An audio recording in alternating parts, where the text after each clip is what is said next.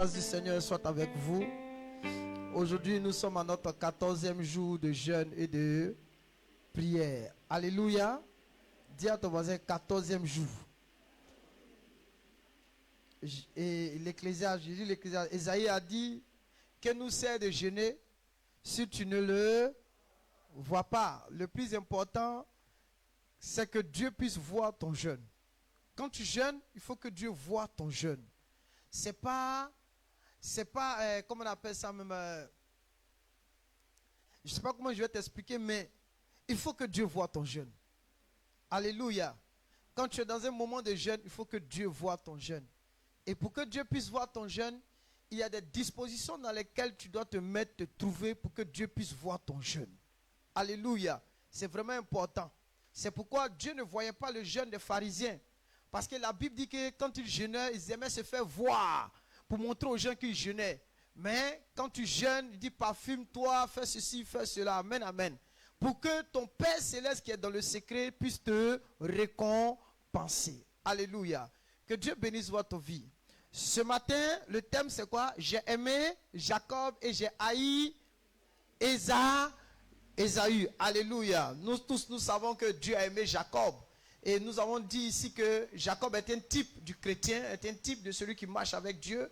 Et Dieu aime Jacob parce que, voilà, c'est son choix qu'il a fait. Parce que Ésaü était un homme profane, dit la Bible. C'est quelqu'un qui ne respectait pas les choses sacrées, les choses saintes. Gloire au Seigneur.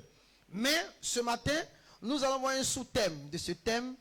Et le sous-thème, c'est où est l'agneau pour l'Holocauste? Dis à ton voisin, où est l'agneau pour l'Holocauste? Je vais vous inviter ce matin à prendre votre Bible dans le livre de Genèse, le chapitre 22.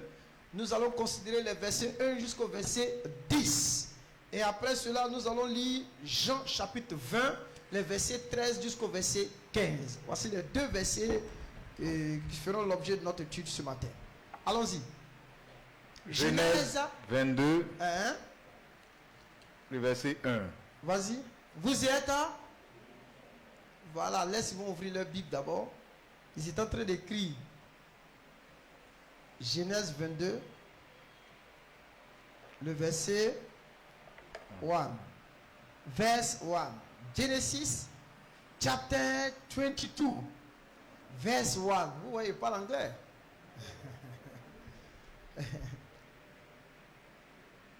Vas-y. Genèse 22, verset 1 à 10. Vas-y. Après ces choses, Dieu mit Abraham à l'épreuve. Regardez, la Bible dit quoi? Après ces choses. Si on dit après ces choses, ça veut dire qu'il y a eu un avant. Avant cela, il y a eu quoi? Amen, amen. Regarde, je vais vous donner l'histoire avant qu'il continue. Avant cela, il y a eu un homme qu'on appelle Abraham, qui vivait dans une région qu'on appelle la Mésopotamie, qu'on peut appeler aujourd'hui l'Irak actuel. Et Dieu se révèle à lui là-bas pour lui dire, quitte ton pays, quitte ta patrie, va dans le pays que je te montrerai.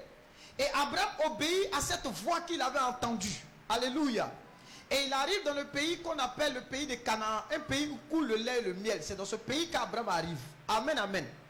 Et quand Abraham arrive dans ce pays-là, il fait une prière à Dieu. Et la prière qu'il adresse à Dieu, il dit à Dieu, mais attends, tu m'as dit d'aller dans un pays et tu vas me donner une postérité. Mais dans ma maison, je suis attaché à un serviteur dans ma maison qu'on appelle Éléazar de Damas.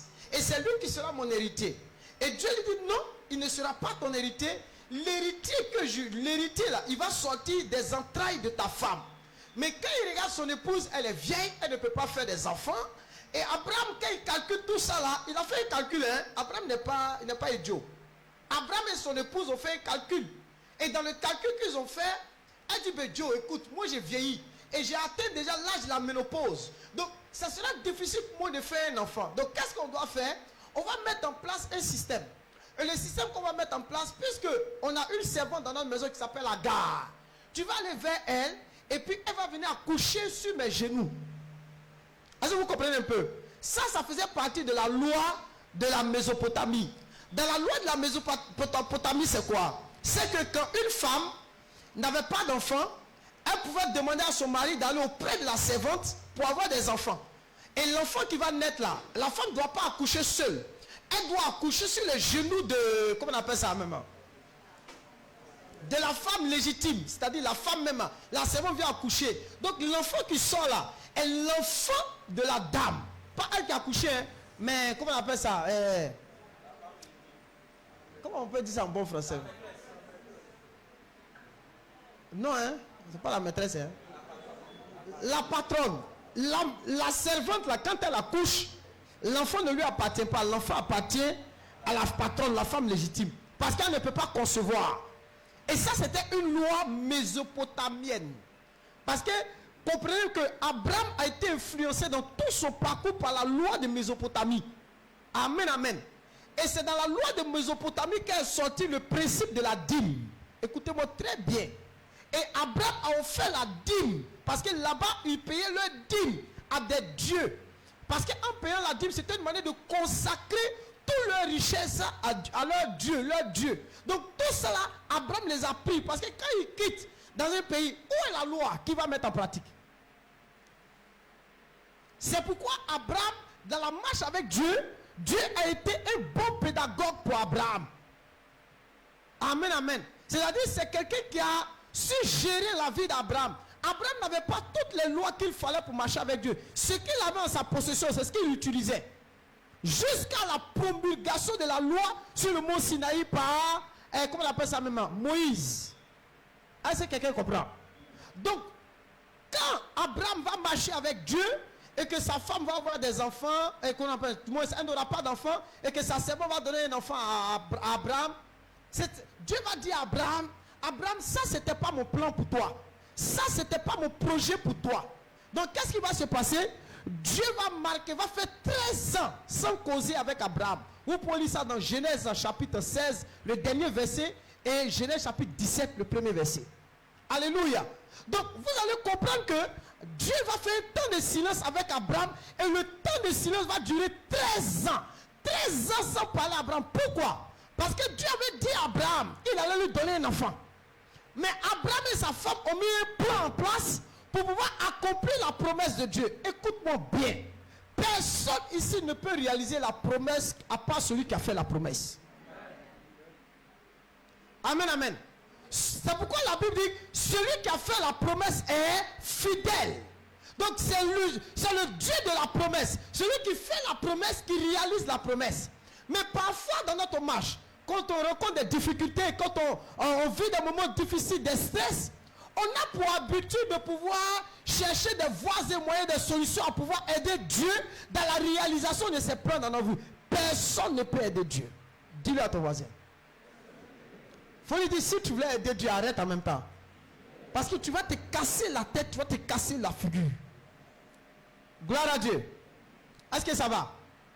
Donc, Abraham, à partir de 100 ans, Dieu va visiter Abraham et il va lui donner un enfant. Dès qu'Abraham a eu son enfant, Abraham est content. Imaginez-vous, Sarah, qui ne pouvait pas avoir d'enfant, elle a son enfant. La promesse de Dieu venait de se réaliser et elle venait de s'accomplir. Imaginez-vous la fête. Non, il faut imaginer la fête un peu. C'est-à-dire, pendant 25 ans, elle attendait d'avoir un enfant, puis elle n'a pas eu. Et après les 25 ans, elle a un enfant. Donc, qu'est-ce qui va se passer? Elle va faire quoi? Il dit, elle a commencé à danser. Elle et puis son mari, ils ont commencé à danser. Et mi koloche, kemima olurao, baba miloche, oloru agba oye, baba miloche, oloru agba lagba. Il dit, tellement ils ont dansé. Il dit, il faut Abraham. Abraham a dit, oh les gars, tu mangez le veau gras, faites sortir on dit mangez de tout ce qu'on vous présente. Il dit, tellement la fête était belle. Pourquoi? Parce que la promesse de Dieu venait de se réaliser. Dieu est heureux, Dieu est content, parce qu'il vient d'accomplir lui-même sa propre parole. Mais la Bible dit, après ces choses, tous ces événements qui ont eu lieu là, que je viens de citer, d'expliquer là, après cela, Dieu va mettre Abraham à... Continuons à la lecture. Et lui dit, Abraham, et il répondit, me voici. Dieu dit, prends ton fils, ton unique, celui que tu aimes, Isaac, va-t'en au pays de Morija, et là, offre-le aux holocaustes. Non. Offre-le en holocauste sur l'une des montagnes que je te dirai. Abraham se leva de bon matin, sella son âne et prit avec lui 2 serviteurs et son Attends. fils Isaac. Regardez le verset 3 et le verset 2. Qu'est-ce que vous remarquez?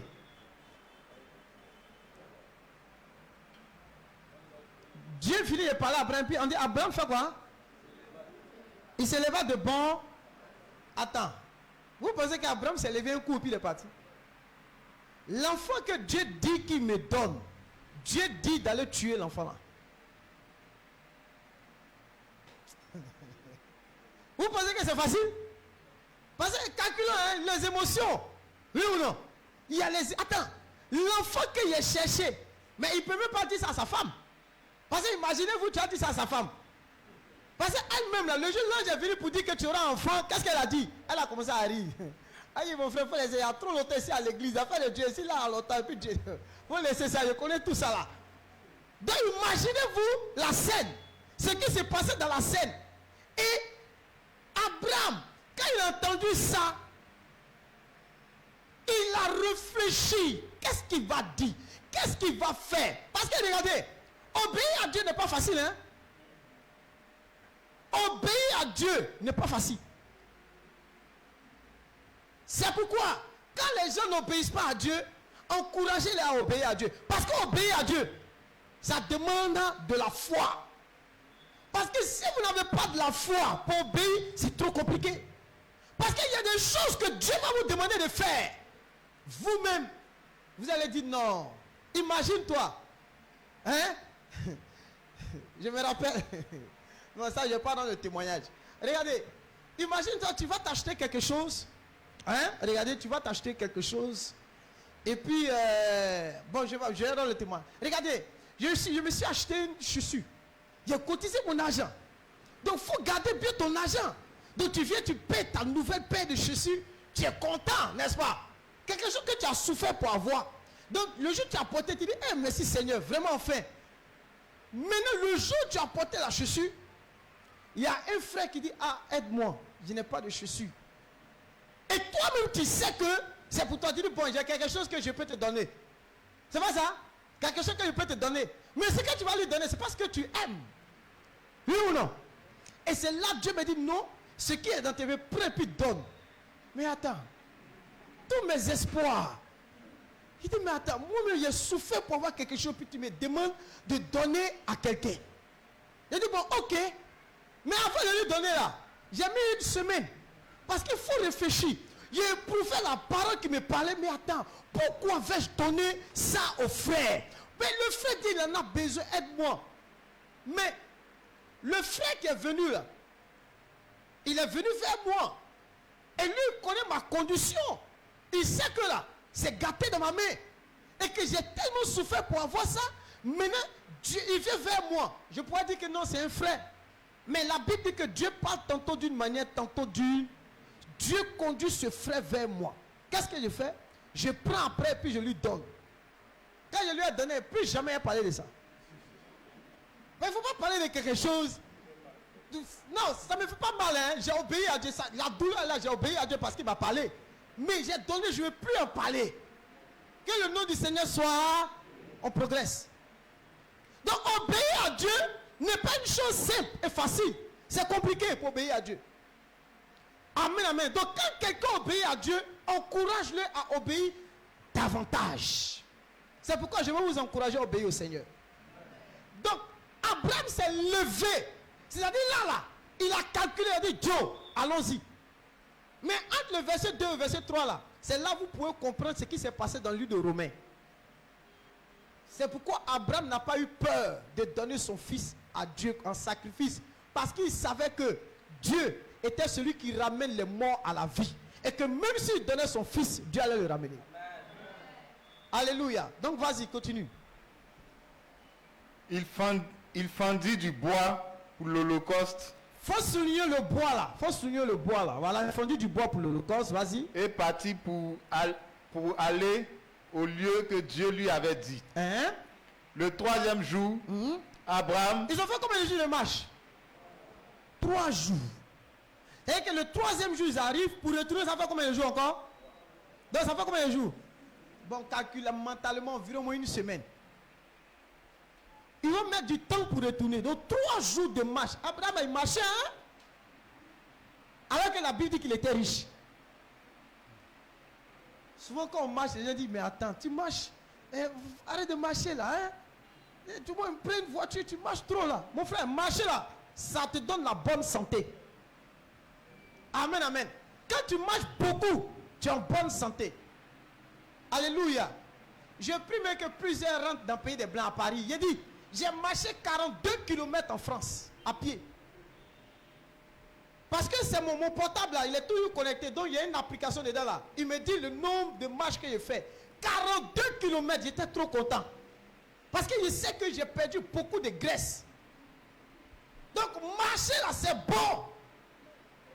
Toi tu es tout près ici, non, il y a plein de... Non, c'est un frère, il y a des gens tout près là. Ça fait passer du marche. Les gens n'aiment pas marcher. On dit, mais papa, oh, pour venir à l'église, c'est compliqué. Il dit comment? On dit l'arrêt là, c'est là-bas, c'est loin. Hey! Yeah, c'est loin. Je marche chaque jour 15 minutes pour aller prendre le métro. 15 minutes à pied. Et puis quand tu descends encore, tu fais combien de pieds? Encore 15 minutes, 30 minutes à pied. Donc 15 minutes, ça fait combien de kilomètres? Il faut imaginer, calcule ça là, le nombre de kilomètres que ça fait. Et là, c'est ce que tu as fait. Tu marches. Donc il faut apprendre à marcher. Abraham a marché pendant combien de temps? 3 jours. Vas-y. Le 3e jour, Abraham, levant les yeux, vit le lieu de loin. Et Abraham dit à ses serviteurs, restez ici avec l'âne. Moi et le jeune homme, nous irons jusque là pour adorer. Il faut souligner adorer là. Le premier mot qu'on a souligné, c'était quoi? Le deuxième mot, c'est quoi? Adorer. Adorer, ça veut dire rendre un culte. Vas-y. Et nous reviendrons auprès de vous. Abraham prit le bois pour l'holocauste, le chargea sur son fils Isaac et porta dans sa main le feu et le couteau. Il faut souligner le feu. Alléluia. Attendez. On a souligné combien de mots? Premier mot, c'est quoi? Deuxième mot? Adorer, j'ai dit, ça veut dire quoi? Rendre un culte. Maintenant, le troisième mot, c'est quoi?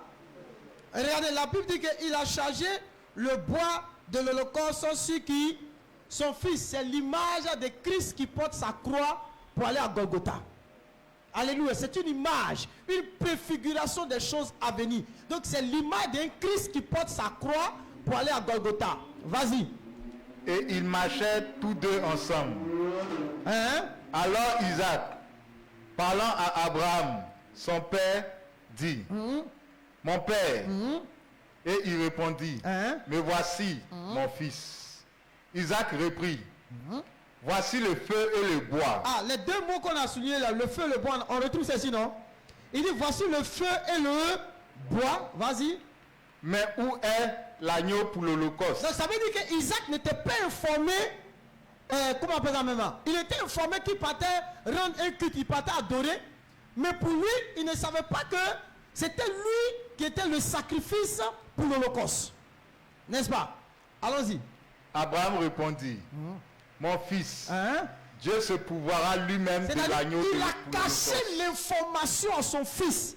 Et il dit, Dieu se pourvoira lui-même de l'agneau pour... Regardez, il a dit Dieu se pourvoira. Il n'a pas dit Dieu pourvoira. Il dit Dieu se pourvoira.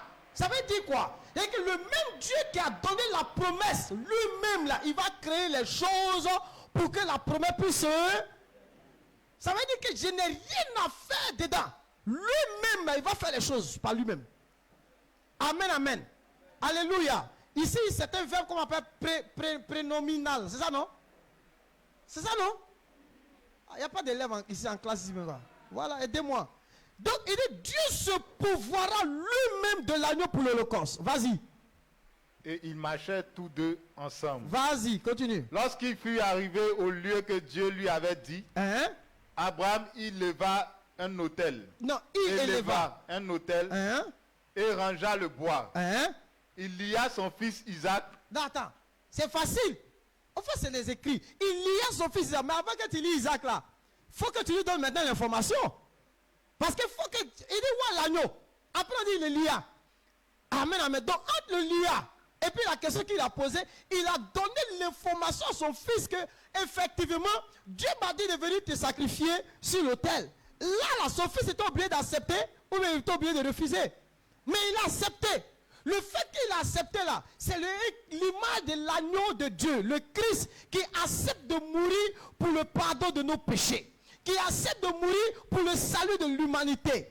Donc il a accepté. Jésus-Christ a accepté d'être lié. Il a accepté de porter la croix. Il a accepté d'être flagellé, maltraité pour nos péchés. Il a accepté toutes ces choses-là pour toi et moi. C'est pour nous que Jésus a accepté ces choses. Donc, Isaac accepta, qu'on le lit, vas-y. Et le mit sur l'autel par-dessus le bois. Hein? Puis Abraham étendit la main et prit le couteau pour égorger son fils. Arrête-toi là. On dit Abraham prit le couteau pour égorger son... Acclame la parole de Dieu ce matin. Regardez mes amis. Au verset 7, il a dit, mais où est l'agneau pour l'holocauste? Alléluia. Donc ça veut dire quoi? On ne peut pas. Il partait adorer. Dieu l'a dit, va adorer. Donc monsieur se lève avec son fils et ses serviteurs vont adorer. Mais arrivé à une étape, il demande aux serviteurs de rester là parce qu'ils vont adorer. Alléluia. Donc dans l'adoration qu'ils vont, le culte qu'ils vont rendre à Dieu, il fallait qu'il soit deux. Amen, amen. Abraham et son fils. Alléluia. Donc, arrivé sur la montagne, Abraham va élever un autel et il va mettre le bois. Et puis, il aura le feu. Alléluia. Donc, tous les éléments qu'il faut pour faire un culte. C'est ça, non? C'est-à-dire, pour adorer, pardon. C'est-à-dire, il y avait quoi? Le bois. Il y avait quoi encore? Le feu. Tous ces éléments-là étaient utiles pour l'adoration. Amen, amen. Dis à ton voisin, c'était utile pour l'adoration. Non, il faut bien lui dire ça. Donc, retiens qu'il y avait le feu, retiens qu'il y avait le bois. Mais s'il y a le feu et il y a le bois, l'adoration n'est pas complète. L'adoration n'a pas de signature. Donc, ce qui donne une signature à l'adoration, il fallait un agneau. Il fallait un agneau sur l'autel. Donc si on a le bœuf, on a le feu, et puis on a le bois, et qu'il n'y a pas d'agneau, il ne peut pas avoir de culte. Il ne peut pas avoir d'adoration. On ne peut pas rendre un culte à Dieu s'il n'y a pas un sacrifice, s'il n'y a pas l'agneau. Donc quand ce matin, tu t'es réveillé, tu as dit quoi? Je viens au... Tu viens où? Au culte. En d'autres termes, tu viens pour adorer. Mais dans ton adoration là, il faut qu'on retrouve l'idée et le principe du sacrifice dedans. Amen, amen. C'est pourquoi en Romains 12, lis Romains 12, verset 1 à 2. Non, verset 1 seulement. Romains 12, 1. Écoutez bien. Romains 12, le verset 1. Hein? Je vous exhorte donc, frères, par les compassions de Dieu, à offrir vos corps, comme un sacrifice vivant, saint, agréable à Dieu. Attendez, comme quoi? Comme un sacrifice vivant, saint, agréable à Dieu. Ce qui sera de votre part un culte raisonnable. Il dit ce qui sera de votre part un culte. Donc regardez, le culte raisonnable là, hein, la signature d'un culte là, c'est un sacrifice. Sans sacrifice, il n'y a pas d'adoration. Sans sacrifice, il n'y a pas de culte. Donc Abraham partait adorer sur une montagne. Il y avait le feu, il y avait le bois, mais le feu lui demande, papa, où est l'agneau pour l'holocauste? Parce que s'il n'y a pas d'agneau, il n'y a pas de culte. On peut avoir le bois, on peut avoir le feu, mais s'il n'y a pas d'agneau, il n'y a pas de culte. Amen, amen. Donc quand je viens au culte, le culte que Dieu demande de moi, de toi et moi, c'est quoi? C'est quoi? Le culte que Dieu demande de toi, c'est quoi? C'est le sacrifice de ta vie entière. À qui? À Dieu. Sur quoi? Sur l'autel. Regardez à Golgotha. Qu'est-ce qui donne la force à la croix? C'est Christ. Alléluia. Sans Christ, la croix est vaine. Sans Christ, la croix n'a pas de sens. La preuve, les brigands aussi sont morts sur une croix. Pourquoi on ne parle pas de la croix des brigands? Parce que celui qui donne un sens à la croix, c'est le Christ.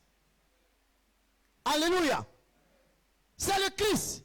Et comment la croix a un sens? Par le sacrifice. Je dis mais par le sacrifice de sa vie sur la croix, il donne un sens à nos vies, un sens au culte.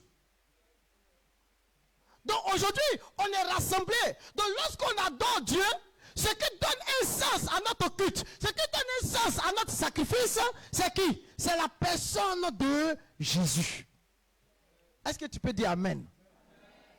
Dis-moi Amen encore. Qu'est-ce que cela signifie? Alléluia. Bien-aimé, le feu et le bois peuvent symboliser beaucoup de choses. Alléluia. Regardez, je prends par exemple, on n'a pas l'habitude de dire j'aime aller au culte. Donc je vais prendre l'exemple sur l'église. Donc viens au culte. Dans le culte, tu peux avoir une belle église. Une très belle église. Avec de beaux instruments. C'est pas ça? Et il y avait un groupe musical. Quand ils chantent, les gens tombent sous l'onction. Vous pouvez avoir un très bon culte. Mais au milieu de ce culte, le sacrifice est absent. Est-ce que quelqu'un me comprend? C'est pourquoi Isaac a demandé, mais on a le feu, on a le bois, où est l'agneau? Le problème, on s'en fout du feu, on s'en fout du bois. Le plus important, c'est qui? C'est l'agneau. Où est l'agneau?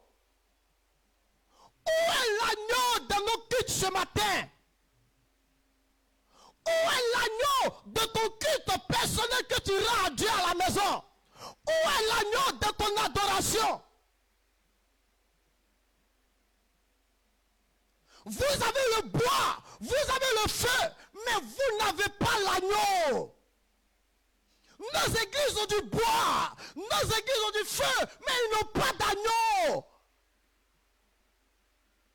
L'agneau est la signature du culte. Le culte n'a aucune signature parce qu'il n'y a pas la présence de l'agneau. Dans notre vie personnelle, il n'y a pas la présence de l'agneau. Gloire à Dieu. Gloire à Dieu. On a une belle batterie. Quand les filles elles chantent, on dit ouais, elles ont des voix. Comment on peut dire ça même? Hein? Mélodieuse. Et puis quoi encore?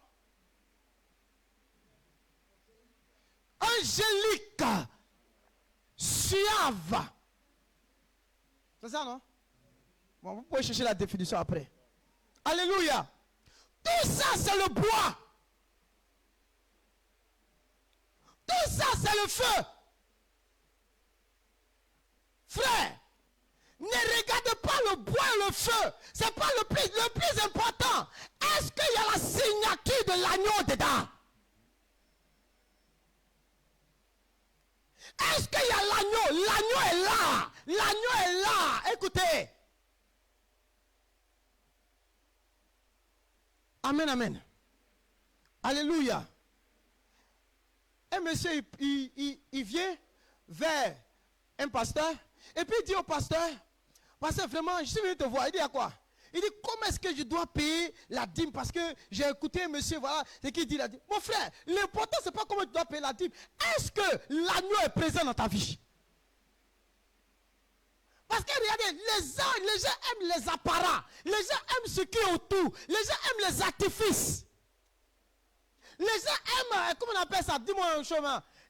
Comment on appelle ça même? Les choses visibles qu'on voit. Ouh, quand je suis rentré dans l'église, j'ai vu une église, il y a du monde. On s'en fout d'une église où il y a du monde. Vous pouvez avoir une assemblée où il y a du monde sans qu'il y ait la signature de l'agneau. vous-même dans votre propre vie, arrivé à un moment, l'apôtre Paul dit, attends, prends 2 Corinthiens chapitre 13. 2 Corinthiens 13.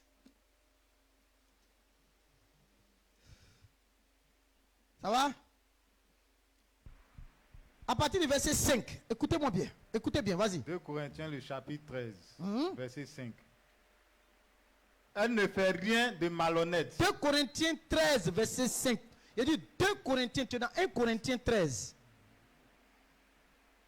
2 Corinthians 13, verse 5. 2 Corinthiens 13, le verset 5. Ok. Examinez-vous vous-même. Ah, il dit quoi? Examinez-vous Faites un examen de votre propre vie. vous-même. Vous-même. Attends, qui va le faire? C'est pas le pasteur qui va t'examiner. Parce que le pasteur lui-même doit s'examiner. Alors, donc ici là, chacun est appelé à faire un examen de sa vie, un examen de sa personne. Il dit, examinez-vous vous-même. Vas-y. Pour savoir Hein? si vous êtes dans la foi. Ah. Pour savoir si cette affaire de Dieu là, vous êtes encore dedans. Vas-y. Éprouvez-vous vous-même. Hein? Ne reconnaissez-vous pas que Jésus-Christ est en vous? Ah. Il pose une question. Ne reconnaissez-vous pas que Jésus est en vous? C'est à toi de répondre. Parce que tu vis, parce que tu vois, tu peux dire oui. Il est là, ou bien tu peux dire non. Il n'est pas. Parce que tu as fait un examen de ta. Mais aujourd'hui là, personne ne cherche à examiner sa vie. Personne ne cherche à faire un examen de son cœur. Un examen de sa vie. Pour voir si Jésus est là. Pour voir si l'agneau est là. Il y a le bois, il y a le feu. Mais où est là l'agneau?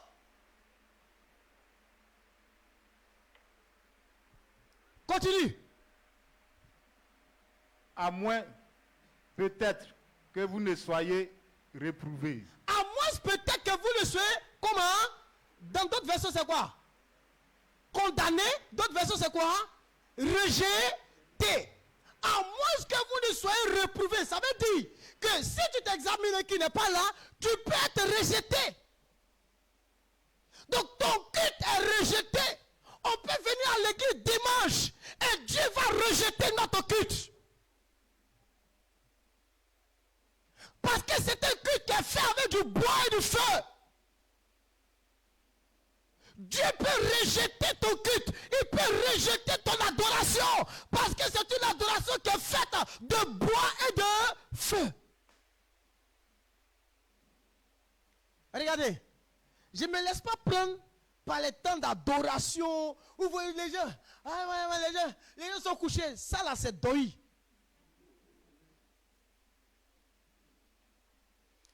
Ça là c'est doi. Ça là ça ne me prend pas. Vous dites le gars il est couché. Le gars il faut laisser ça là. Ça c'est le feu. Le feu le met KO, il est couché. Mais c'est le bois. Mais ça c'est pas ça, il regarde. Ça brûle, ça brûle. Ça ne fait rien au ciel.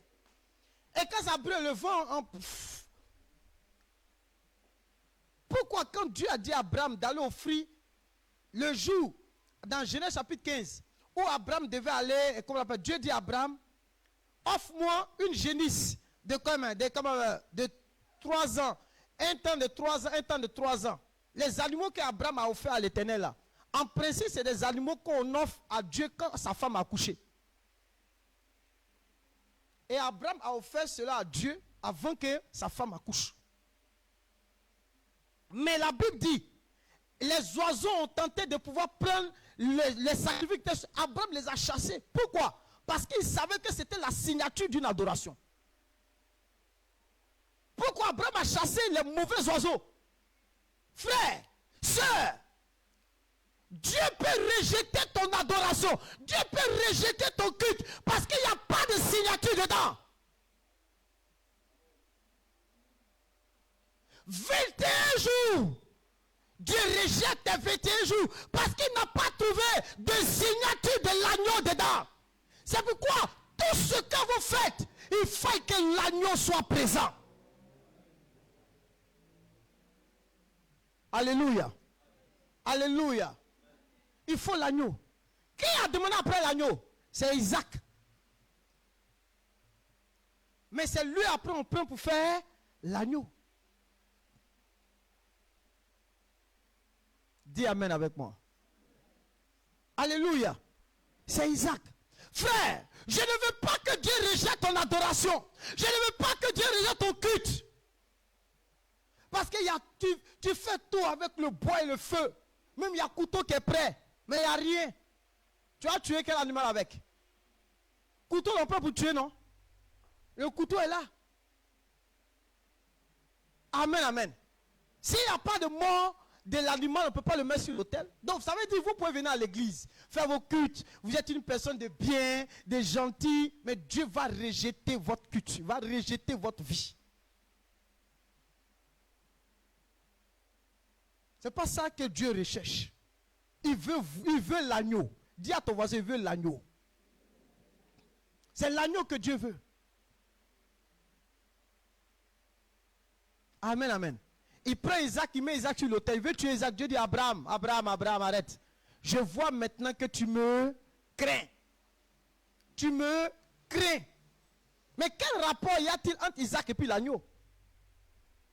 L'agneau était une préfiguration du Christ. Mais Isaac était pris pour l'agneau. Il s'est donné sur l'autel, Isaac. Comme Christ s'est donné à la croix pour toi et moi. Ce que Dieu vous demande dans le culte là, ce n'est pas que vous appréciez les choses que Dieu fait. C'est votre vie qu'il veut sur l'autel. Alléluia. C'est votre vie qu'il veut. C'est pas que vous montrez que vous êtes zélé. Non, vous pouvez être zélé à l'église. Vous êtes dans un groupe de département, vous faites le travail comme il se doit. Vous faites tant. Dieu ne recherche pas ça en premier. Il a dit en premier. C'est pourquoi la Bible dit de vous offrir comme un sacrifice, comme un vivant. C'est et agréable, ce qui sera de votre part un culte raisonnable. Alléluia. Allons-y dans notre Bible encore. Prenons Jean, le chapitre 20. John chapter 20, verse 13 and 15. You know 15? 13. 31. I say, I know 30. I said 13. 13. I know. I said 13. Verset 13. C'est à l'église qu'on voit que les gens oublient à faire de l'école. Hein. C'est bien ça. Aimez l'école, allez à l'école. Hein. On vous encourage. Vas-y. 13. Il lui dit. Jusqu'au verset 15. Hein. 15. 13. Verset 13. Tu vois non? De verset 13 au verset 15. Yes. Vas-y. Il lui dit. Hein? Femme. Pourquoi pleures-tu? Pourquoi pleures-tu? Elle lui répondit. Attends, dis à ton voisin, dis à une femme à côté de toi, pourquoi tu pleures? Il y a une femme à côté de toi, il faut lui dire pourquoi tu pleures.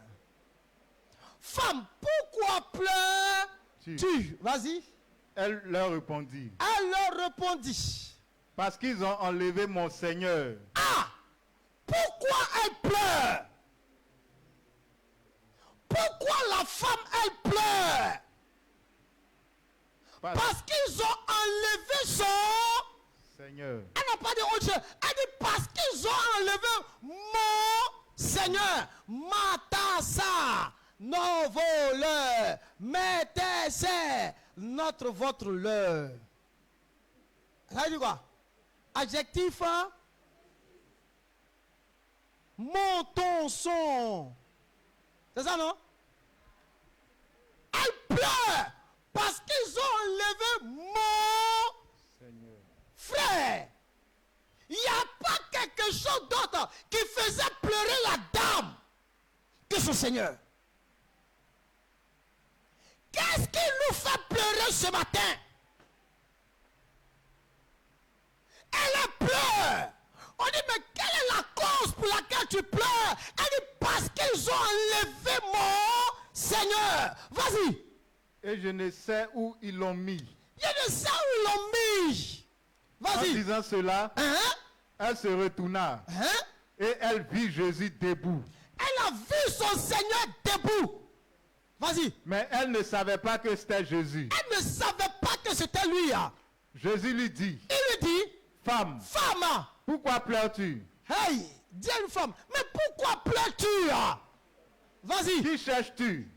Hey, hey, pourquoi pleures-tu et qui cherches-tu?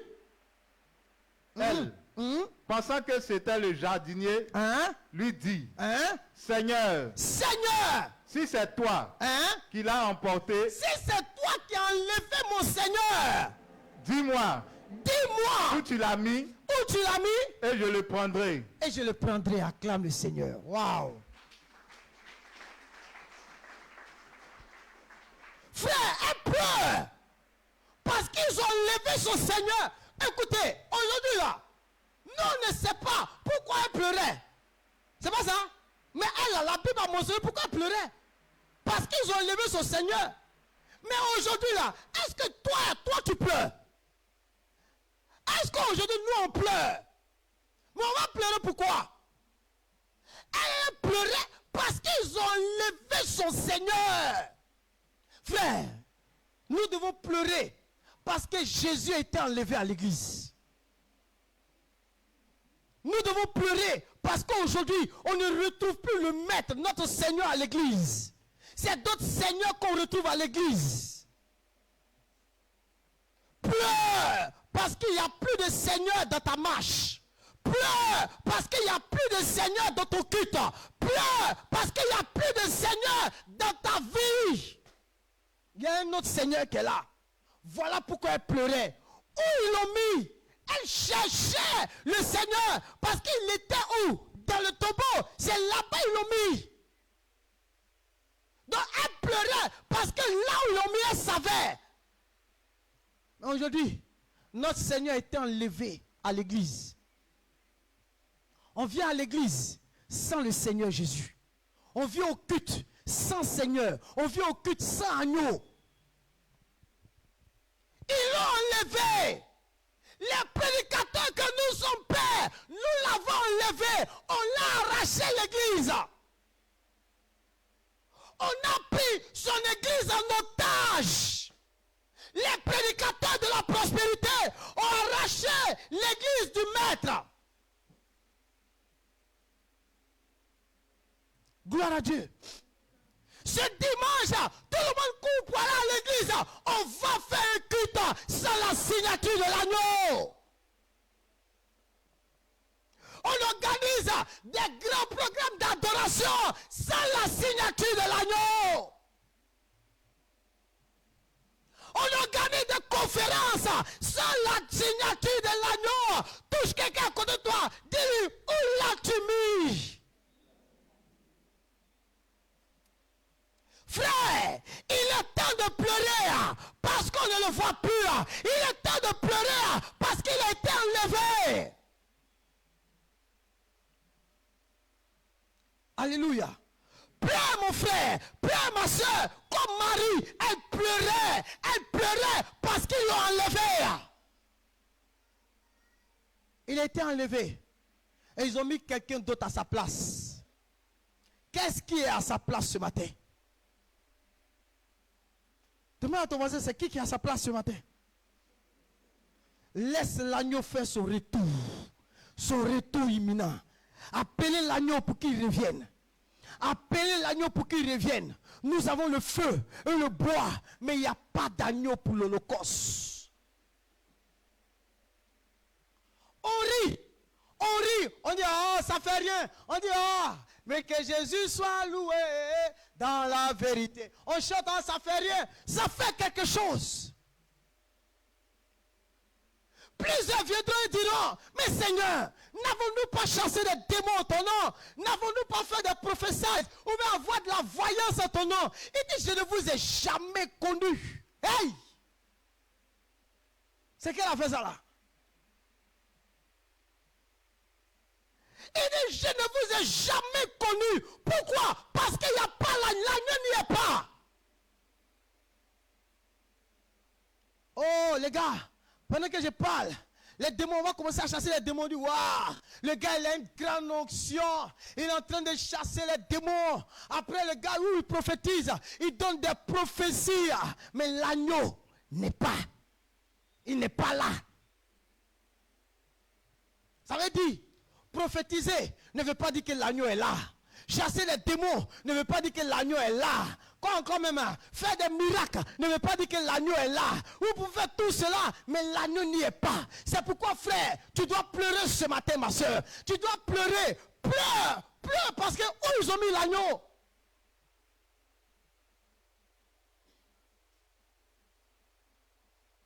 Alléluia. Pleure, parce qu'ils ont mis l'agneau. L'apôtre Paul ne pleurait pas. Parce que quand il a regardé l'agneau, il s'est dit en lui, il faut que je ressemble à l'agneau. Isaac a ressemblé à l'agneau. Nous devons ressembler à l'agneau de Dieu. Mais nous ne serons pas l'agneau de Dieu. Mais nous devons lui ressembler. Nous devons suivre ses traces. Nous devons suivre ses pas. Nous devons suivre ses marques. Frère, nous avons le feu et le bois ce matin. Mais il n'y a pas il n'y a pas de quoi? Il n'y a pas d'agneau pour le sacrifice. Sinon tu as tout, hein? Quand on rentre chez toi, on voit toute la Bible, on voit les livres ici. Non, on voit, non, le gars il est équipé pour une marche glorieuse avec Dieu. C'est la connerie. Vous pouvez avoir tout ça sans qu'il y ait la signature de l'agneau. Et la signature de l'agneau là, elle commence quand? Elle commence par toi. Toi et moi. Dis à ton voisin, c'est par toi elle commence. Quelqu'un naît de nouveau. Il décide d'accepter Christ. Il dit, ah moi je vais accepter Jésus. Moi je vais poser la question. Qui va accepter Jésus?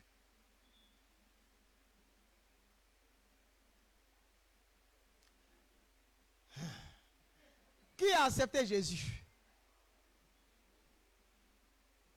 Non, levez bien les mains. Hein. Et voyez, comptez.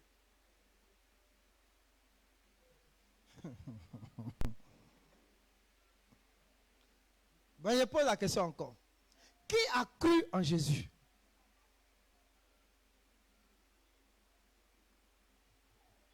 Tout le monde, non? Hein? Donc, je suppose que vous tous, vous avez cru en Jésus. Maintenant, je pose une question encore. Qui s'examine?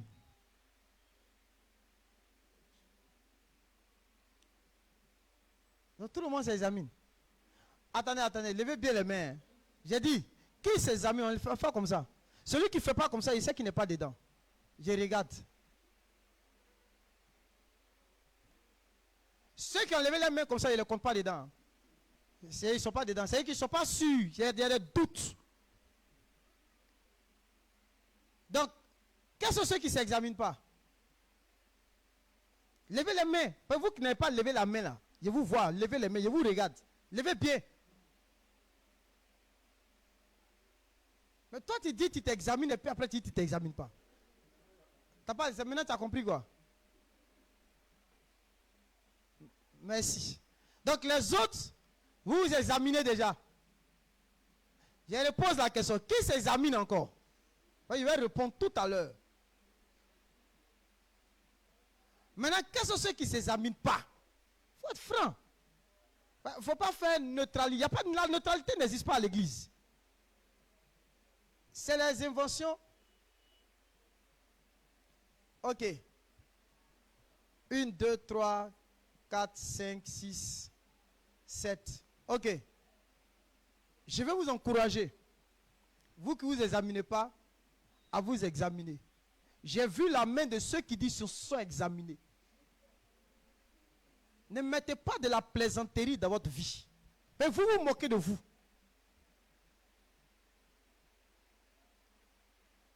vous vous moquez parfois de votre propre vie. Vous vous moquez de ça. Comme l'apôtre a montré, il ne faut pas que les gens me regardent. Non.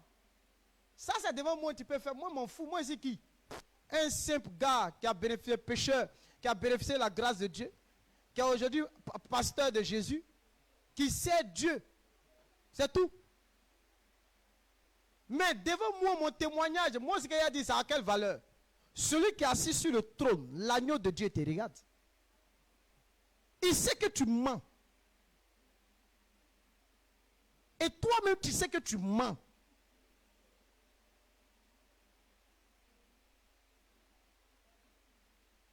Alléluia.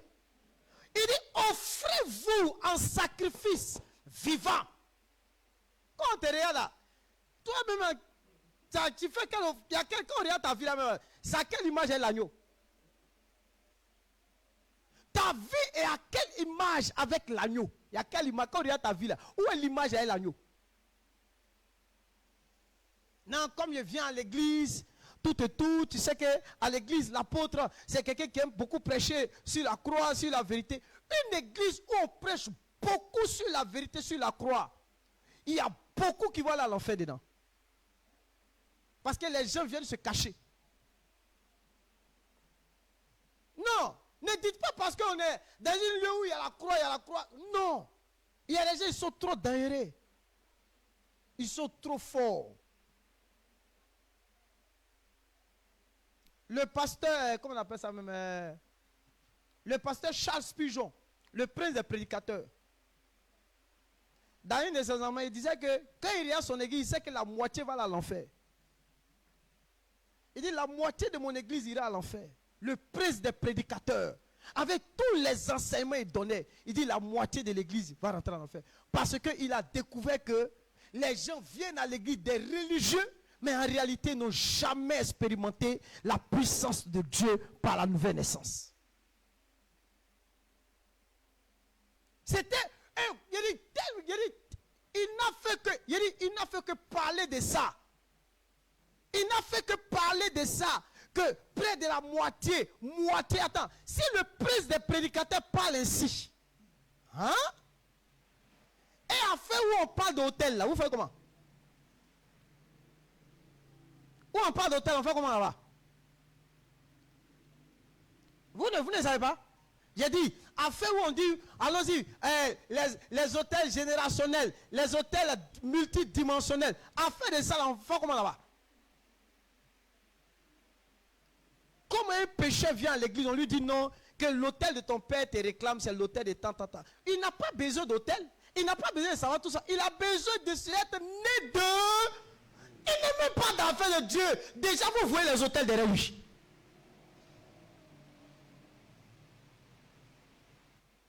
Il y a le feu et il y a le bois. Où est l'agneau? Dis à ton voisin, il y a le feu, il y a le bois qui est là. Mais tu es où? Vous lui dites, tu es où?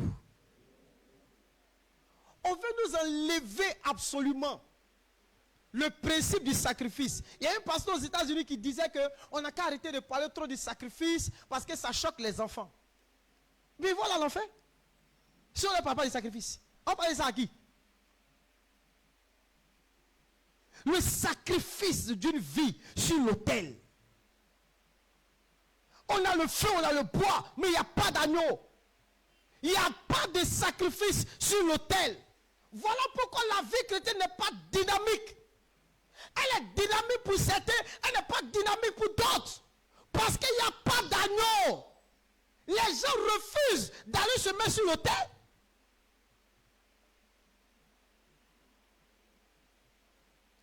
Ressembler à Christ là, commence par le sacrifice de notre vie sur l'autel. Qui ressemble à Jésus-Christ? Si ce n'est celui qui sacrifie sa vie sur l'autel de Christ. Qui ressemble à Jésus? Qui ressemble à l'agneau? Si ce n'est celui qui sacrifie sa vie sur l'autel. On ne vient pas à l'église pour gagner. On vient pour perdre sa vie. On ne vient pas à Christ pour gagner. On vient à Christ pour perdre sa vie. Isaac a perdu sa vie et il l'a retrouvé. Frère, Isaac a perdu sa vie, il l'a retrouvé. Christ à la croix a perdu sa vie, mais il l'a retrouvé par la résurrection. Si vous aussi, vous n'acceptez pas de perdre votre vie, arrêtez. Le christianisme ça ne commence pas. Le vrai christianisme commence lorsque Pierre et Jésus ont eu une altercation. Où Jésus dit, je vais mourir. Et Pierre dit, à Dieu ne plaît, cela n'arrivera pas. Jésus a dit quoi? Arrière de moi, mais continuez la lecture, après vous allez voir. Il dit, si quelqu'un veut venir après moi. C'est-à-dire que tout ce que Pierre a fait là, en réalité là, ce n'est pas quelqu'un qui était prêt à perdre. Il n'était pas prêt à me perdre. Il n'était pas prêt à me perdre. Mon frère, aujourd'hui là, les gens ne sont plus prêts à perdre leur vie pour Jésus. Ils ne sont plus prêts à perdre leur vie pour l'agneau. Amen, amen. On a des adorateurs à l'église, mais il n'y a pas de signature. On a des grands prédicateurs, il n'y a pas de signature. On a quoi encore? Hein? De grands évangélistes, mais il n'y a pas de signature. Quelqu'un me regarde, me disait, mon frère, il faut que tu sois un homme glorieux, un homme dans la gloire, un homme, mais attends, mais tu es arrivé à quel niveau là? À quelle dimension? Mais tout ça c'est pourquoi? Tout ça c'est pourquoi? Est-ce que c'est la signature de l'agneau dessus? Oui, tu dis tout ça, le pire, qu'a fait quoi? Non, tu sais, tu dois être un homme prospère, un homme qui a... Écoutez. Nous ne venons pas à Christ pour gagner. Nous venons à Christ pour perdre notre vie. Parce que le sacrifice que Jésus a porté pour nous à la croix, il n'y a personne qui peut payer ce sacrifice-là. Celui qui a tenté de le faire, qui a voulu payer ce sacrifice-là, regardez-nous où il s'est trouvé, Judas. La Bible dit qu'il a payé 30 pièces d'argent. Il a vendu Jésus à 30 pièces d'argent. Il s'est retrouvé où? Pendu. Mort comme un chien. Et la Bible dit, il s'est pendu, le bois s'est cassé et ses entrailles se sont répandues. Ses entrailles qui sont répandues aujourd'hui, ses entrailles sont partout. Il a des descendants. Il a des descendants aujourd'hui, même à l'église, ils sont là. Ils sont prêts à vendre Jésus. Combien l'as-tu vendu ce matin? Demande à ton voisin. À 30 pièces d'argent. 30 pièces d'argent, voilà la valeur de Jésus pour toi. Raison pour laquelle tu ne peux pas te mettre sur l'autel comme il a fait. C'est la valeur que Judas donnait à son Seigneur. Mais Pierre, quand Pierre l'a regardé, quand Jacques l'a regardé, quand Étienne l'a regardé, la valeur qu'il donnait à l'agneau était le sacrifice d'une vie dédiée à l'agneau de Dieu. Il s'est donné. Oui, lorsqu'ils ont commencé à le frapper, la Bible dit qu'il se mit à genoux et il parla ainsi. Il dit, je voyais mon Seigneur assis à la droite de Dieu. Et quand le ciel s'est ouvert, la Bible dit, Jésus s'est levé. Mais pourquoi il s'est levé? Parce qu'il a vu un homme comme Étienne qui était en train d'être frappé par ses adversaires, mais il ne ressentait pas les coups, mais il voyait la gloire de l'agneau dans le ciel. Il voyait la gloire de Dieu comme une richesse plus grande que les pierres qu'il recevait, comme une richesse plus grande que les trésors de l'Égypte. Où as-tu mis ton Seigneur ce matin? Alléluia. Jésus était assis. Et Jésus s'est... Mais comment? Je me suis posé la question. Mais pourquoi Jésus se lève? Il y a des gens qui ont soulevé Jésus de son trône. Les gars, comme il n'a pas main là, Dieu lève-toi de ton trône. Ça quoi, il va se lever de ton trône? Attends. Ça à quoi de manger, Dieu va se lever de son trône. Il a dit, le ciel a ouvert. Jésus se lève de son trône parce qu'il va accueillir bientôt qui est Étienne. Il est fier d'Étienne. Parce qu'il a suivi la voie de son maître. On prend des pierres contre lui. On le on prend des pieds contre Étienne. Mais Étienne, Jésus est levé, Jésus s'arrête. On dit qu'il est assis à la droite de Dieu, non? Quand il est assis, on dit, fait quoi là-bas? Il intercède pour... Mais ce jour-là, je vous assure, il n'était plus assis. Quand vous lisez les Écritures dans Actes chapitre 7, la Bible dit, le Seigneur était debout. Debout. Ouais. Frère, ceux qui mettent Jésus debout de son trône, ce n'est pas ceux qu'on voit, c'est ceux qu'on ne voit pas. Ce n'est pas ceux qui font des choses à aller jusqu'à... Non, ce n'est pas eux.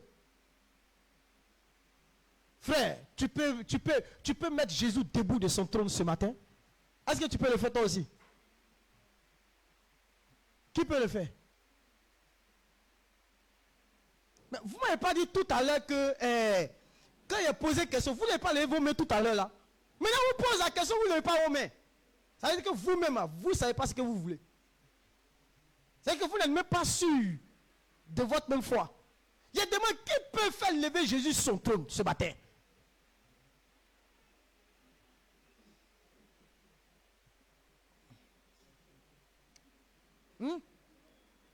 Non, il n'a pas demandé de causer à moi. Il a posé ma question, tu me réponds oui ou non? Tiens, on est deux. À partir de voilà mon second. J'ai dit, c'est malade. Étienne était un fou de Dieu. Quelqu'un le frappe. Ils sont giflés un pasteur, tu le défends pourquoi? Ne défends pas. Mais si tu veux me frapper, me gifler, ne me défends pas. Il a te dit, toi là, tu es mon sorcier. Tu veux empêcher Jésus de se lever sur son trône. Laisse nos cas me frapper à cause de l'évangile. Laisse nos cas faire les choses qu'il veut faire. Nos cas faire. C'est trop chic. C'est trop chic. Alléluia. Un jour, ils m'ont attrapé quelque part au grand marché là-bas. Là. Yeah. Ils m'ont mis ici, ils m'ont mis ici, ils m'ont mis ici. Dit, tu sais, quand on t'attrape comme ça, tu trembles au départ. Hein? Mais il dit, j'ai pris mon courage. J'ai dit, les gars tournent autour. J'ai dit, ils tournent autour de moi, ils sont les viennent. J'ai dit, j'ai ma Bible dans ma main. Eh les gars, non, acclamez pour moi ce jour-là. Ah! J'ai dit, le man of God. Il a attrapé sa Bible ce jour-là. Les gars sont autour. L'autre, il vient mettre sa main. C'est qu'il veut mettre sa main dans mes yeux. Mais je ne regarde pas. Et je les fixe droit dans les yeux. Et puis je dis, Jésus est Seigneur à la gloire de Dieu. Et ce matin, je vais vous inviter, bien-aimés, à accepter le Christ Jésus. Le gars, le patron est sorti de là. Il dit, mon frère, toi tu es qui? Tu es qui? Puis tu viens parler ici. Tu es qui? Tu viens parler ici pourquoi? Et ses disciples sont autour. Et puis ils ont commencé à dire, tu es un maudit, tu es un maudit, tu es un maudit. Ça ne m'intéressait pas. Parce que je sais une chose, qu'il est le chemin, la vérité et la vie. Peu importe ce qu'ils diront, ça ne peut pas m'atteindre. Pourquoi? Parce que j'ai une mission. Venir présenter Jésus aux nations. Venir présenter Jésus à l'humanité. Peu importe le prix que ça va coûter. Parce que ça a coûté le prix à Dieu. Le prix d'une vie. Ça a coûté le prix à Dieu. Frère, n'ayez pas peur de payer le prix. Il est grand temps qu'on paye le prix. Quand l'église va prendre conscience qu'elle doit payer le prix, à ce moment, l'agneau reviendra à sa place. L'agneau sera repositionné.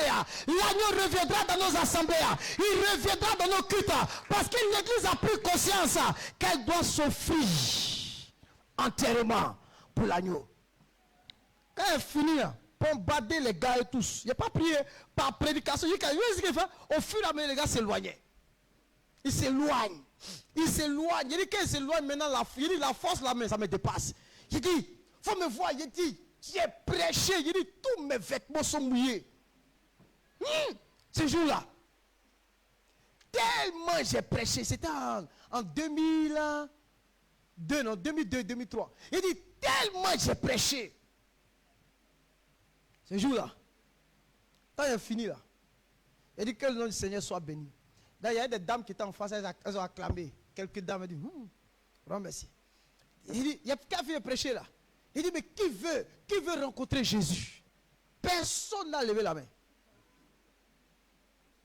Il dit, comme vous ne voulez pas rencontrer Jésus, moi, il a prié pour vous. Tout compte fait, j'ai déjà prêché. Et mon rêve, c'est de voir l'agneau de Dieu s'élever sur son trône. Tu dis pas amen aussi? Est-ce que qui veut voir l'agneau s'élever sur son trône pour lui? Une décision difficile à prendre. Hein? On dit quiconque, qui veut? Bon, je pose la question la dernière fois. Qui veut? Qui veut voir l'agneau s'élever de son trône pour lui? Ah, vous voulez? Mais qui croit que l'agneau va s'élever pour lui, sur son trône? Donc si tu crois, il t'attend demain au culte, le culte du soir. Ça commence par ça, demain. Demain, il y a culte du soir. Lundi, on est en jeûne, non? Alléluia. Que Dieu vous bénisse. Que Dieu vous bénisse abondamment. Que Dieu vous bénisse abondamment.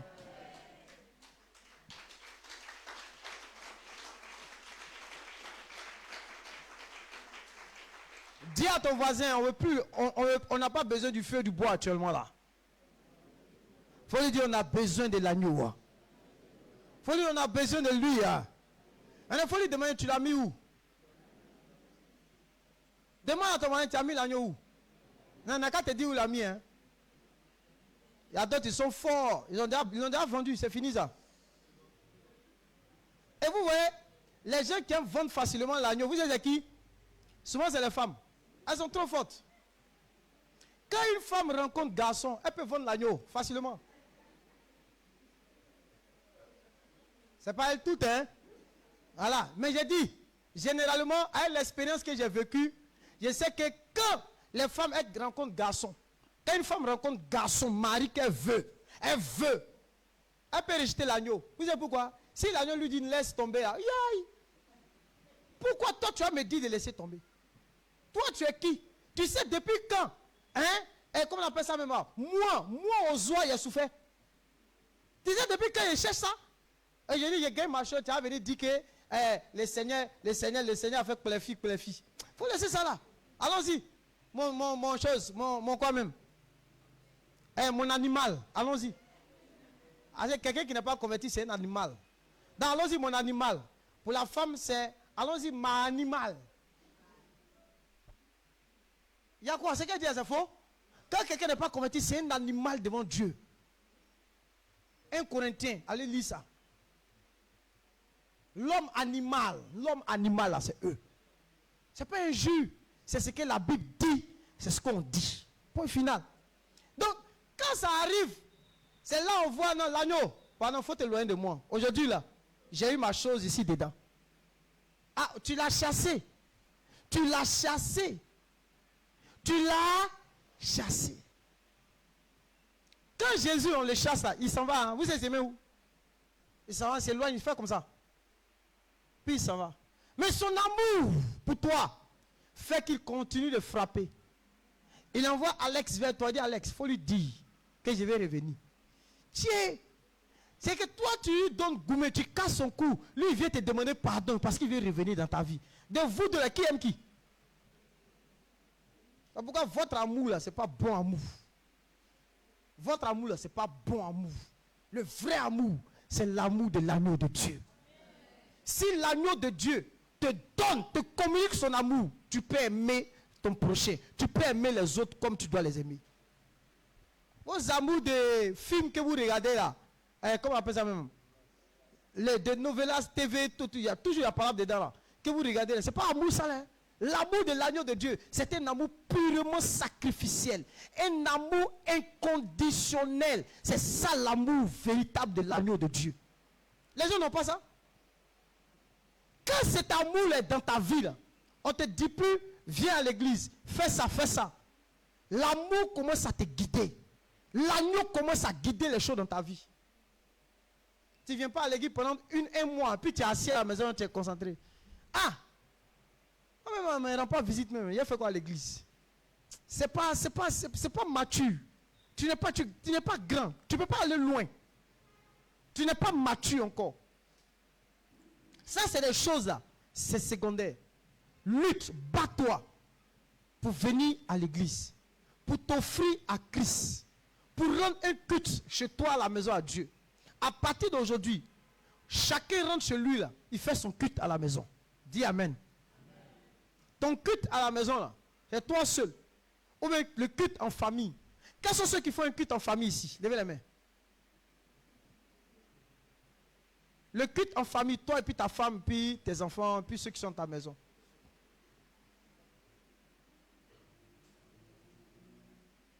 Une, 2, 3, 4, 5, 6.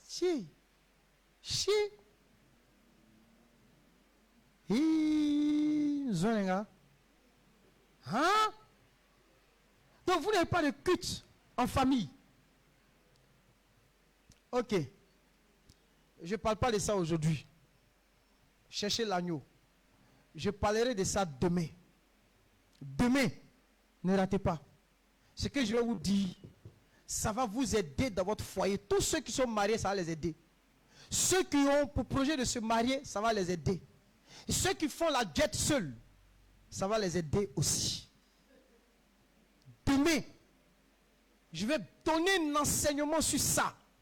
Et quand tu vas commencer à comprendre l'enseignement et tu vas prier, tu vas voir qu'il y a beaucoup de choses qui changeront dans ta vie. Que Dieu vous bénisse et que sa grâce repose sur vous. Baissons la tête et remercions le Seigneur ce matin.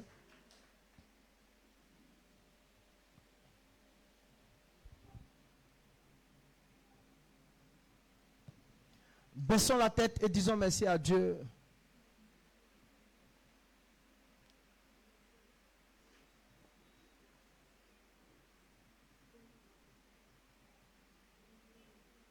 Nous te bénissons et te rendons toute la gloire.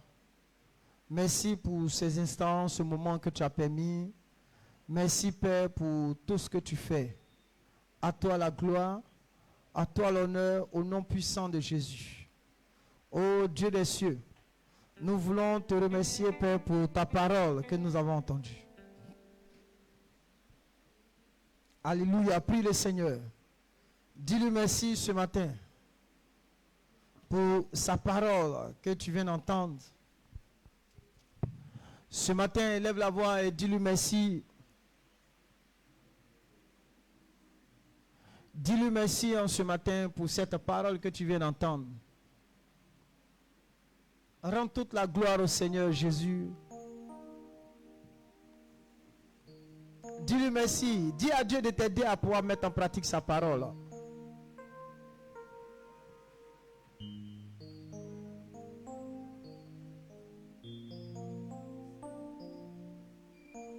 Nous te rendons toute la gloire et te disons merci pour toutes choses.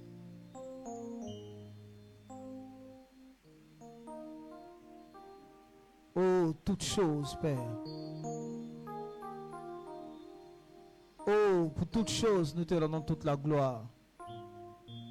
Merci, Seigneur, pour ta grâce. Oh, à toi la gloire en ce matin.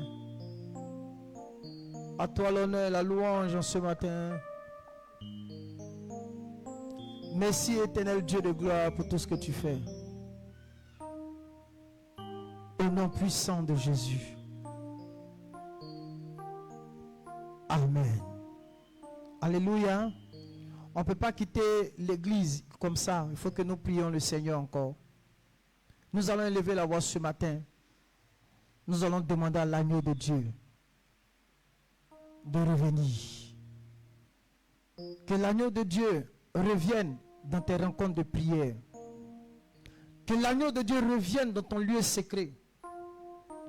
Oui, ce matin, tu vas élever la voix et tu vas prier pour ce sujet. Il dit, où est l'agneau? Où est l'agneau? Ce matin, il faut qu'on retrouve l'agneau. Pour que l'agneau puisse être retrouvé, il faut que nous l'invitions. Il faut que l'agneau fasse son retour pleinement dans nos propres vies. Oui, ce matin, il faut que l'agneau fasse son retour réellement. Il faut que l'agneau ait toute la place dans ta vie. Si tu le désires vraiment, dis avec mon Seigneur Jésus. Ce matin, il faut que l'agneau fasse son grand retour au sein de nos vies, dans notre maison, dans notre culte, Seigneur. Père, nous ne voulons plus rendre de culte en l'absence de l'agneau. Mais nous voulons que l'agneau soit la signature de notre adoration. Père, ce matin, fais-nous grâce, Père. Fais-nous grâce, Papa. Agneau de Dieu. Non, je ne t'entends pas. Agneau de Dieu. Ce matin, le trône est à toi. Le trône est à toi. La première place dans ma vie, dans ma maison, la première place est à toi. Père, j'ai donné la première place au feu. J'ai donné la première place au bois. Mais ce matin, que l'agneau de Dieu soit le premier en tout. Soit le premier en tout. Que les zones de ma vie dont l'agneau n'est pas le Seigneur, ce matin, qu'il soit le Seigneur. Père, fais-le maintenant. Seigneur, viens t'établir maintenant. Au nom de Jésus, élève la voix et prie le Seigneur. Oh, ce matin, est-ce que l'agneau est le premier dans ton foyer? Oui, tu es dans ton foyer. Qu'est-ce que tu mets en premier? Tu es chez toi à la maison, dans tes relations avec ta famille, tes enfants. Qu'est-ce qui est premier? Où est l'agneau?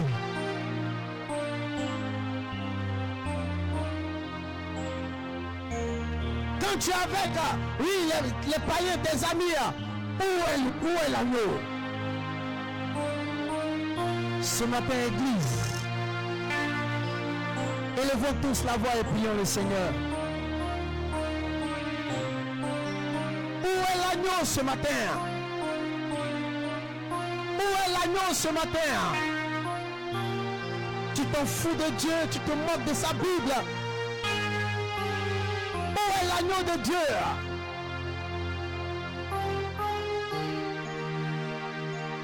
Où est-ce qu'il est en ce matin?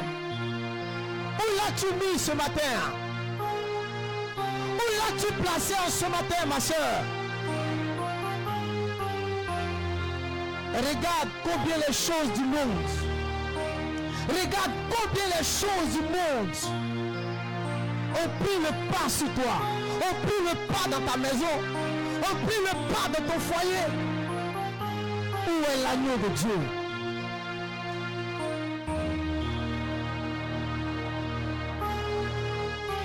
Regarde, depuis longtemps tu viens à l'église. Mais regarde, tu refuses de prendre une décision. Tu refuses de t'engager.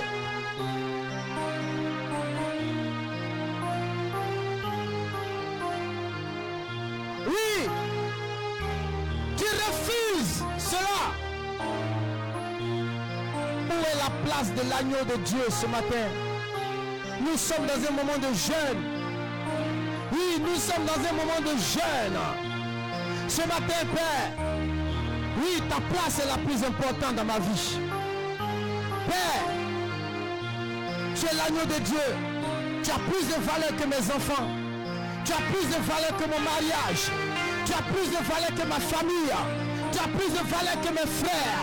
Tu as plus de valeur que l'argent. Tu as plus de valeur que l'or. Tu as plus de valeur que tout, Seigneur. Le temps que je passe avec mes amis, Père, tu as plus de valeur que cela.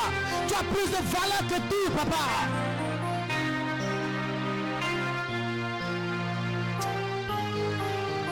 Au nom de Jésus, fais ton grand retour ce matin.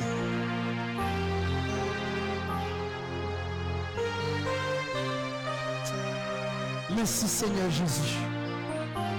Au nom de Jésus. Amen. Acclame Jésus. On va faire cette prière. Acclame le plus fort pour la prière. Regarde. Dieu c'est quelqu'un. Si tu es sincère avec cette petite prière que tu as fait, il va revenir. Parce que c'est pour ça qu'il est mort pour toi. Mais c'est toi-même qui vas lui dire de partir encore. Et quand tu vas t'énerver, tu vas dire, il n'a qu'à partir encore. Toi, tu es quel garçon mazo comme ça, femme mazo, mazos. Alléluia. Parce que quand l'agneau est là, il faut que tu passes du temps avec lui. Oui, on va prier. Il faut que tu aies un cœur à cœur avec lui. C'est pourquoi il y a un cantique que j'aime bien. Tout près de toi, contre ton cœur. C'est qu'il est prêt de te puis le coucher. Et que Seigneur, je suis tout près de te puis se coucher sur ton cœur. Frère, si quand l'agneau fait son retour, tu veux rester avec lui. Tu es prêt à fuir des ennemis. Et des frères, tu es prêt à fuir tes amis. Tu es prêt à fuir tout. Tu es toujours pressé parce que tu veux rester avec lui. Tu veux expérimenter cela. Dis avec moi, Seigneur Jésus, je veux rester avec toi. Je veux prendre du temps avec toi. Seigneur Jésus, donne-moi de préférer ta présence. Plus que la présence des hommes. Plus que la télé. Le smartphone. Les choses qui sont dans ce monde. Père, donne-moi de préférer la communion avec l'Esprit. Donne-moi de prendre du temps avec l'agneau de Dieu. Oh, agneau de Dieu, sois le Seigneur de ma vie. Sois le maître de mon cœur. Le maître de ma vie. Je vais passer du temps avec toi dans la prière. Je vais passer mon temps à te prier et à t'écouter et à obéir à ta voix. Agneau de Dieu, accorde-moi cette grâce-là. Accorde-moi ce privilège de rester avec toi, de demeurer avec toi, de prendre du temps avec toi. Au nom de Jésus, élève la main et commence à prier le Seigneur.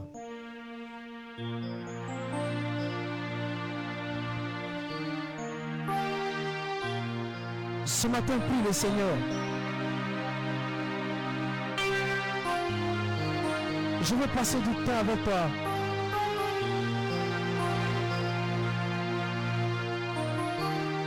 Si pour ce que tu as fait,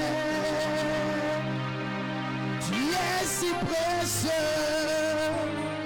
Jésus mon sauveur. Je suis heureux, tu m'as donné ton nom. Je ne veux pas être ailleurs. Je suis heureux, tu m'as donné ton nom. Je ne veux pas être ailleurs. Oh my God, dans tes bras d'amour. Oh my God, prie le Seigneur.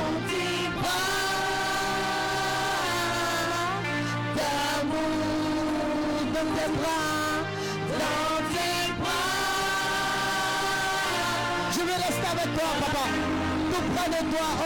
Tout près de toi. Oh my God. Entre ton cœur. Tout près de toi. Je vais te proche de toi, papa. Oui, je vais te proche de toi, papa. Je vais près de toi, Seigneur. Je vais prendre du temps avec toi. Je vais prendre du temps dans la prière, du temps dans la présence, du temps avec l'agneau. Oui, Père, donne-moi de fuir des amis, donne-moi de perdre des amis, donne-moi de perdre des choses, parce que je veux prendre du temps avec toi. Oui, ce soir, ce matin, je veux prendre du temps avec toi. Oh, agneau de Dieu, je veux prendre du temps avec toi.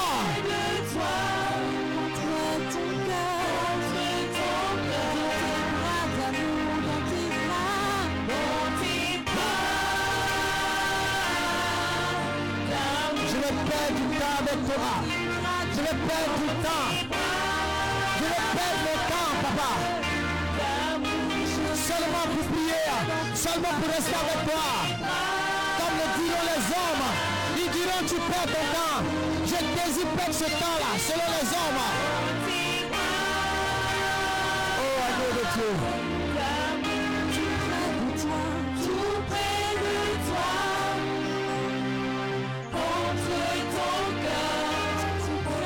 Merci Seigneur Jésus.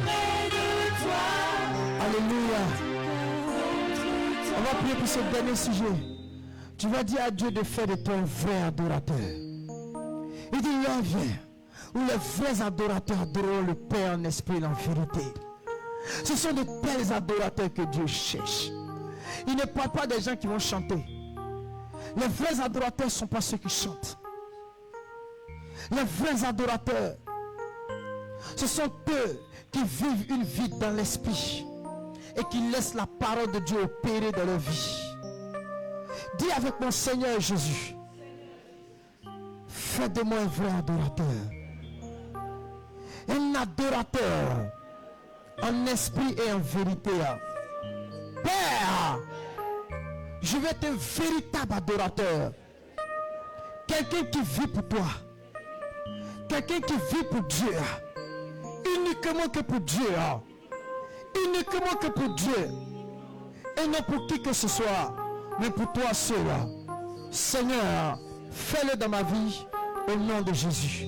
Élève la voix et prie le Seigneur.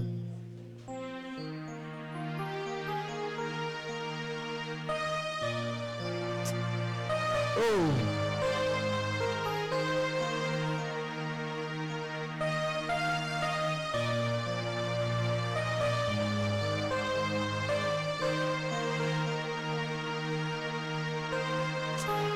Fais de moi un adorateur.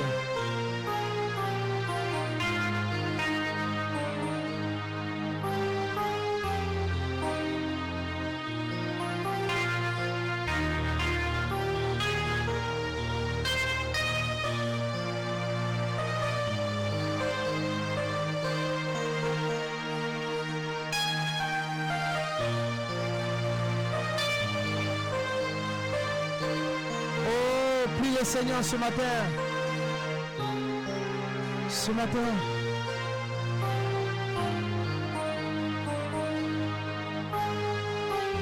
te plaît, saisis la parole de l'Esprit ce matin, pendant que tu pries.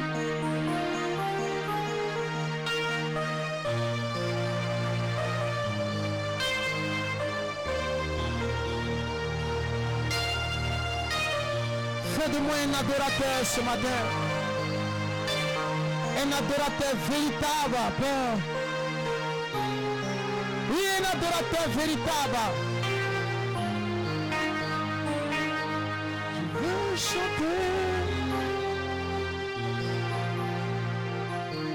Oh Seigneur. Oh Seigneur, combien tu m'as aimé.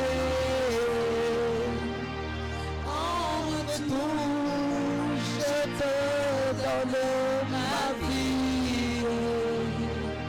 Je veux chanter pour toi, oh mon Sauveur.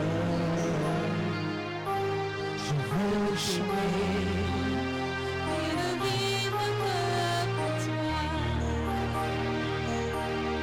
oh Seigneur. Est-ce que ce matin, toute l'assemblée peut lever les mains vers le ciel? Je vais prier pour vous. Je te donne la vie. Lève les mains dans sa présence ce matin. Je veux chanter pour toi, oh mon Sauveur. Je veux t'aimer et ne vivre que pour toi. Oh Seigneur, tu m'as aimé.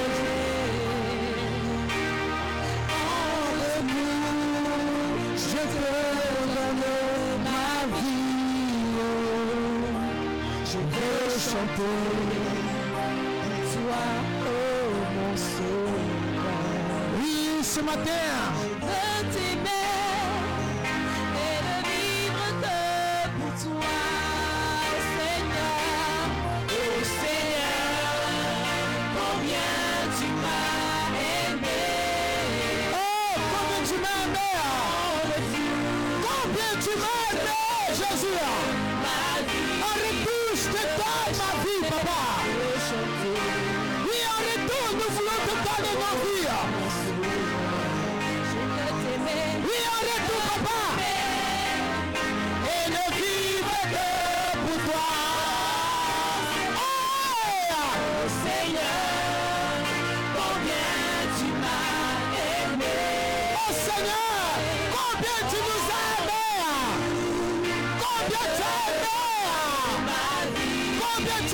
ton peuple. Combien tu aimes l'humanité. Quel l'amour de Dieu. Et le vivre que pour toi. Oh Seigneur, tu m'as aimé. Combien tu nous as aimés. Combien Jésus tu nous as aimés. En retouche de toi ma vie. Je veux chanter pour toi.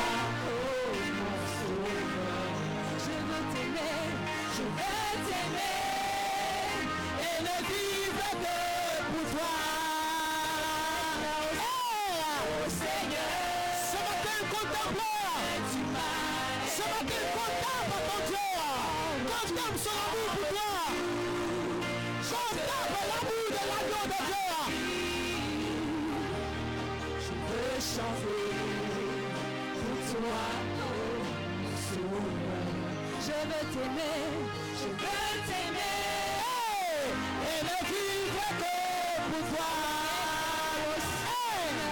Oh Seigneur, combien tu m'as aimé. En retour, je te donne ma vie. Je veux chanter pour toi, oh mon Sauveur. Moi je veux t'aimer, et ne vivre que pour toi. Oh Seigneur, combien tu m'as aimé. Yes, en retour, je te donne ma vie. Je veux chanter pour toi, oh mon Sauveur. Moi je veux t'aimer, et ne vivre que pour toi. Dans ce silence, là où tes mains sont levées, que le Saint-Esprit ce matin confirme sa parole de ta vie. Que le Saint-Esprit ce matin dans ce silence se révèle à ton esprit. Que le Saint-Esprit ce matin te parle maintenant. Que le Saint-Esprit ce matin,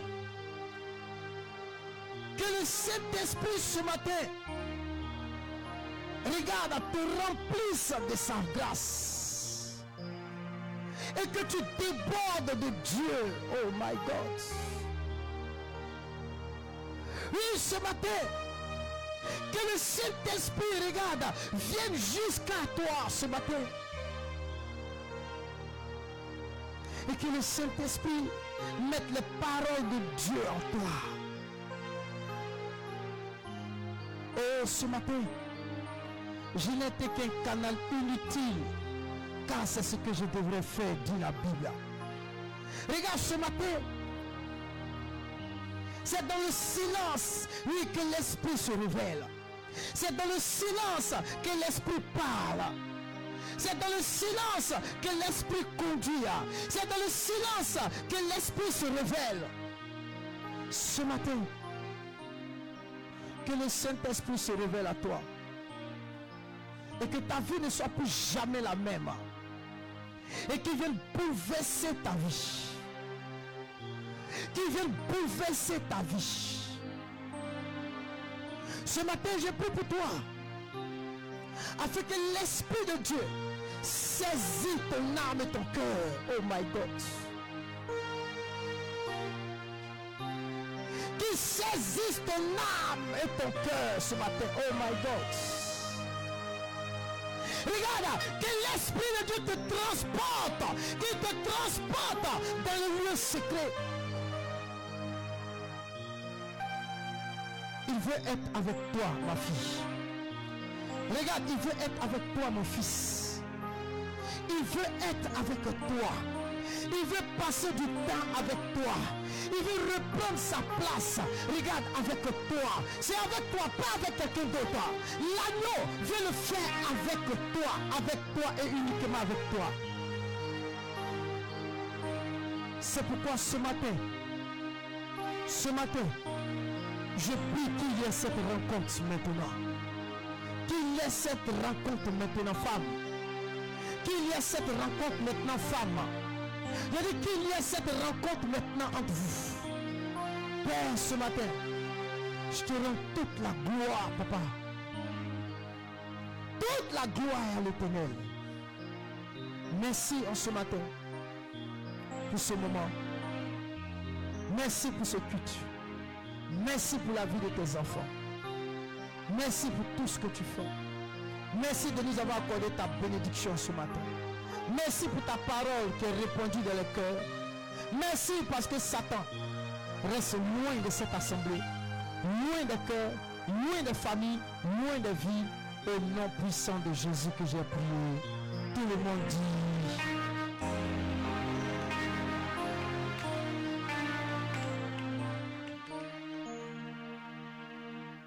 Donne une acclamation à Jésus.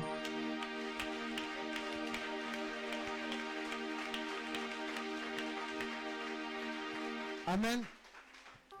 Comment pourrais-je te dire tous ces mots? Toi-même tu sais les sentiments de mon cœur.